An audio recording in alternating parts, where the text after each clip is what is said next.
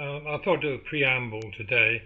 Um, Years back in the middle to late 70s, at the grand old age of 21, I wrote an essay for an academic who somewhat foolishly replied to my question, what should we write about? She answered, oh, write anything you like. So I turned in 100 pages. By then she had disappeared and another academic had taken over the ethics course. And in the middle of this effort, which has haunted me the rest of my life, because whenever I think I do something I think is new and a bit clever, I go back to its pages and there it is. Anyway, inside its pages, I covered a little bit about society. Had I known better, the whole thing would have been focused on society, its nature, importance, and how we make it and how it, to an extent, makes us. But I didn't get there. At one moment, I referred to society, that enigmatic entity or non-entity, and sort of partly dismissed it because I couldn't analyse it. I didn't understand it. So I thought, well, what you can't analyse, better stuff it in the margins and go on to other things and come back to it maybe later. Well, here we are, 50, 60 years on, 50 years on, and this is about society and about the three domains of existence and different rules of existence for each one. In effect, it's about the human world. Anyway, it's entitled The Glory of Culture, Society and Civilization, and Humanity, and the ignorant want them gone.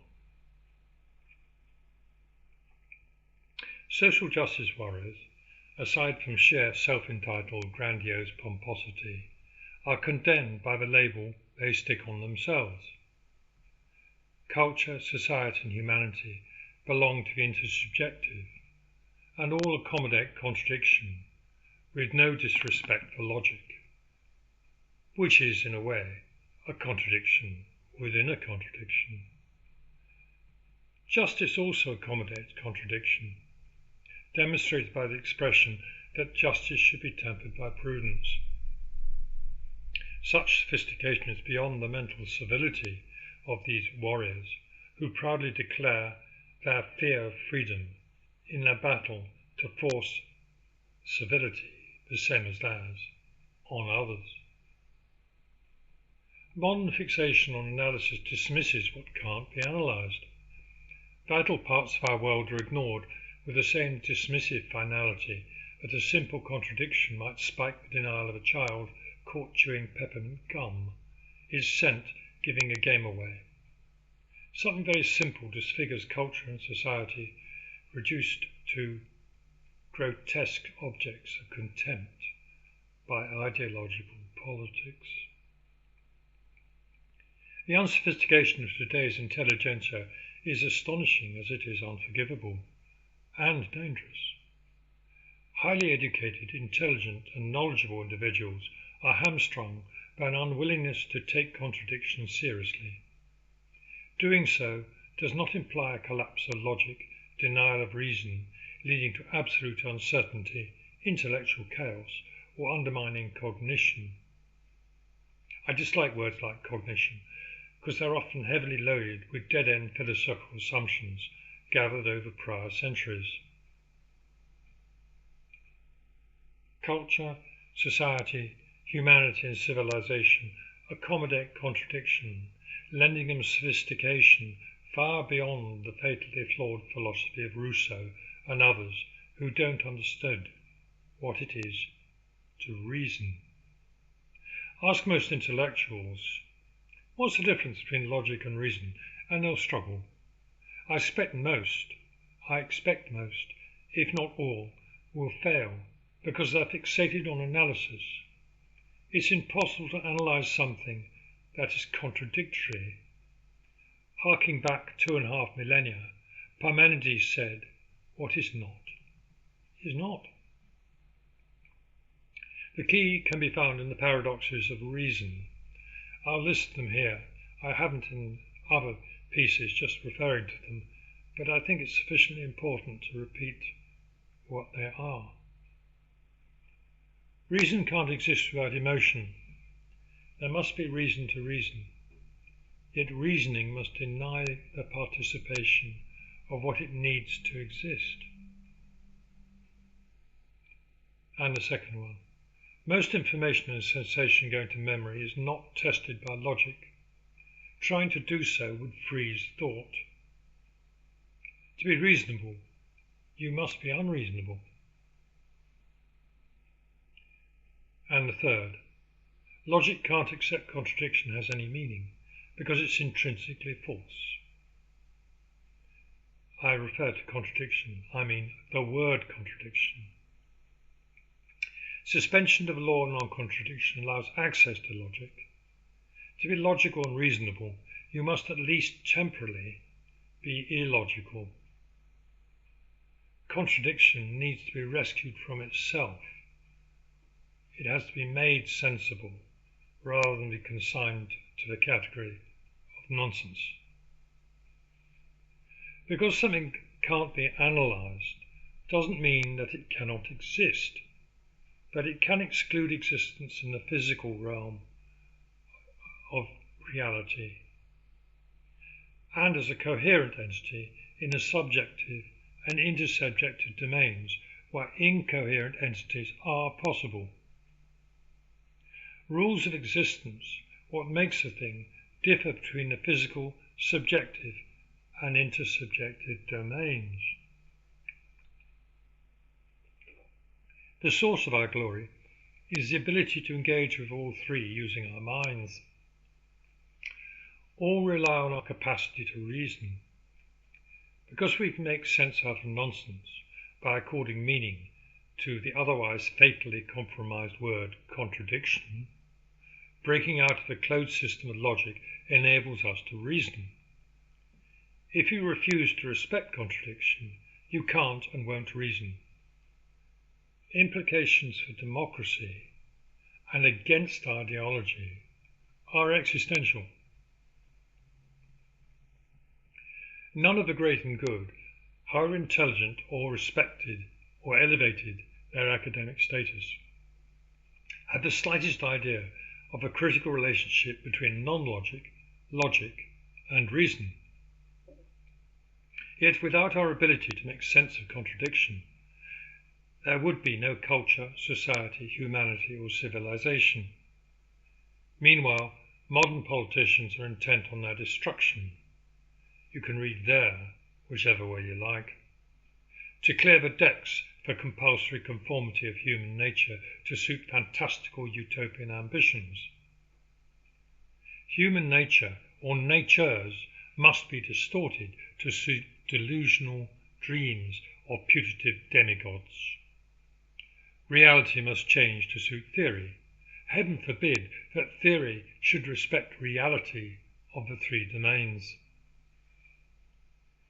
The idea that contradiction should be at the heart of human understanding frightens clever academics. Intuitively, or because some are aware that in logic a contradiction can imply anything, analysis-fixated intellectuals balk at the paradoxes of reason, particularly the third one. According meaning to contradiction seems to invite chaos and the destruction of knowledge, certainty, and truth itself. The irony is that truth is exactly the opposite. The irony, I should say, is that the truth is exactly the opposite. Ideological defensive analysis has come to the point where reason is burnt by academic conservatism.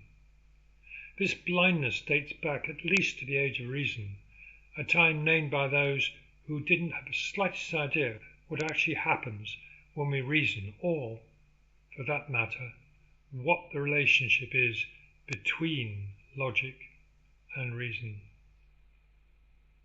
The paradoxes of reason are another example of something blindingly obvious once grasped. There is significant to humanity, perhaps more so than the discovery of zero. We're blind to the glory of culture, society, civilization, and humanity. This is really important stuff. I hadn't realised all those years ago how much or how close I was coming to some really useful truth.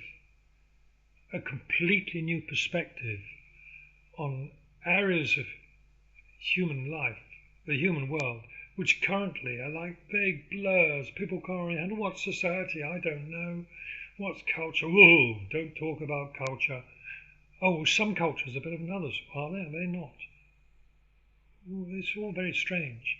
But if you can get down and understand that certain entities can exist even though they are contradictory, depending upon the domain, subjective, intersubjective, or physical reality, then things suddenly become much more clear. And it gives an opportunity to understand why, for instance, democracy is by far the best system. People will condemn democracy today because they think it has caused the chaos. That is wrong. What's caused the chaos is the intellectual failure to back democracy, to give it a defined and clear theoretical and practical footing. Instead, they've been dead keen on closed system ideological theories, such as Marxism or whatever, axiomatic theories. And when you get an axiomatic theory, by definition, it can't handle change and is divorced from reality. It consists of abstractions gaily throttling each other and a sort of strange war inside people's heads. Of course, that war does come out in reality because they try and force this delusional intersubjective theory onto reality, and the consequence is disastrous. Whereas the expression of middle-aged matrons clutching their pearls with upset applies to maybe a vision of 1940s or 1930s enraged gentility. Ideologues don't have pearls round their neck. They have a ring of skulls, because that's the inhumanity behind their belief. All ideology is like that. They clutch their skulls whilst cursing other people for refusing to conform to their miserable, enchained mental prison and its inhumanity. Yeah, there's a lot to do, but I think we're going the right way. Certainly social media has opened up the opportunity for many voices who would never be heard in the past, including mine, even though I have a tiny following, to be heard. Meanwhile, the British government seems to be very keen in closing down social media. Ideologues don't like people with minds of their own. They want total conformity, nil diversity of thought. And those who come to this country will currently be used as a sledgehammer on legacy society. They will suffer the same treatment in time. So ironically, the very people who are shouting for St. George's flag and England and all this sort of stuff are actually on the side of culture. They're on the side of those other cultures. But people only find out the hard way. And that's ghastly. This government really is a disgrace. And the previous Tory one wasn't much better. But then, if academia couldn't be bothered or asked to take democracy seriously, you go into a copyright library and you will find shelves groaning with books about Marxism, variants of it, not just Marxism, other ideologies, miles of shelves. Theses that are maybe read by two people or just the writer himself. And yet you go to another part of the library, or a couple of stacks down, and look for stuff written, serious stuff written about democracy. And you might find, 100 books, 50 books? Possibly. But you will find very little. And most of it is nowhere near, doesn't scratch the surface of its sophistication. The reason why, for instance, its ability to be able to accommodate contradiction and tolerance, and its importance of compromise and the law of compromise, which is the cost of compromise must be always less than the cost of non-cooperation for a democracy to survive. It's one of the prerequisites of democracy. Without that, democracy crumbles. But where in academia have we even heard of prerequisites for democracy? They don't take it seriously. They like a nice, certain, non-contradictory, closed system theory where they can be right because the book says they're right, because they said what's in the book. That's very nice. And I very strongly believe that people should study Marxism because it changed the world. It changed world politics. It's a great thing. And he was a great thinker. But Marxism has been proven fatally flawed. It's not, oh, it's all right in theory and not in practice. No, it's fatally flawed. And it's in its inherent inhumanity. It's the people who died and were Marxists are the people who clutch those skulls around their necks. Meanwhile, they laugh and refer to middle-aged matrons clutching their pearls, even as they put their fingers through the eye sockets of the skulls around their necks. Ideology is a very, very ugly thing, and it certainly detests humanity, culture, society. It's a very poor show.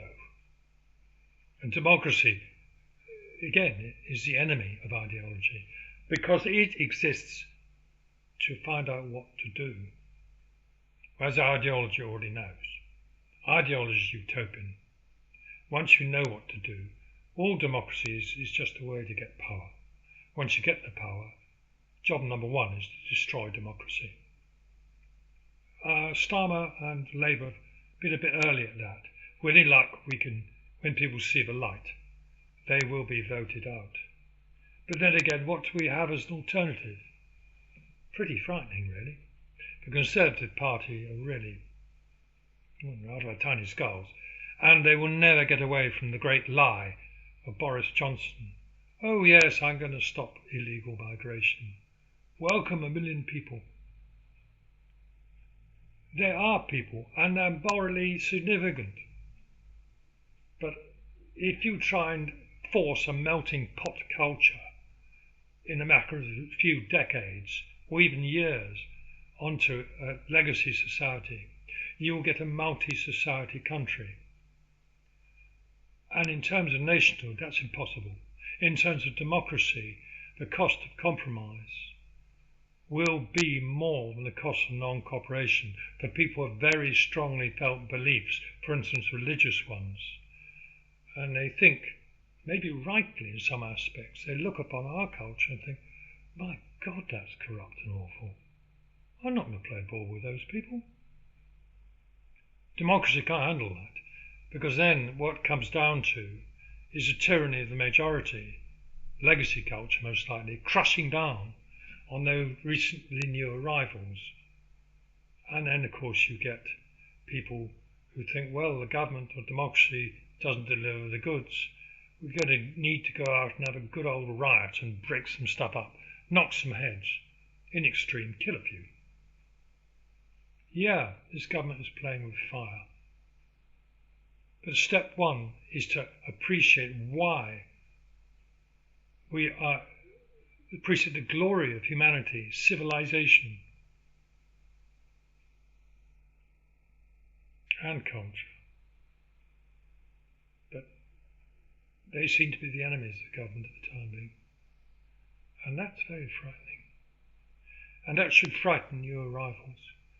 Because, as they said years ago, first they came for the Jews, then they came for the gays, then they came for anyone who disagreed, blah, blah, blah. Same thing happens here. Oh, we need to clear the decks and get rid of this dirty old culture and society from people who won't accept integration with new arrivals, who are apparently blank slate without cultures themselves or societies. We'll get rid of them. Well, of course, immediately serious upset is caused, and the utility of dividing the cultures and societies of new arrivals as opposed to the legacy culture, which is useful politics, divide and rule, immediately that utility disappears as violence and upset increase. They're going to have a go at all cultures and societies. That's the ideological way. It's cruel. It's a really cruel deception this government is working on now. And I'd suspect a little bit in the Tory government before, using people as a tool for power, for its own sake. Orwell remarked on this when Winston was being tortured by O'Brien, when he remarked about the Nazis and the communists, that if you scrape away everything else, you find they only wanted power for its own sake. Power is power, as Orwell said. And we've been reduced to that stage. So you forget about society, humanity, cultural rubbish. It's only power. Well, we can deal with it, and I'm doing my little bit. Anyway, thanks for listening. Rather a long sort of epilogue. But as you can see, it is an area that deeply interests me. And I do hope it interests you a little bit. Bye for now.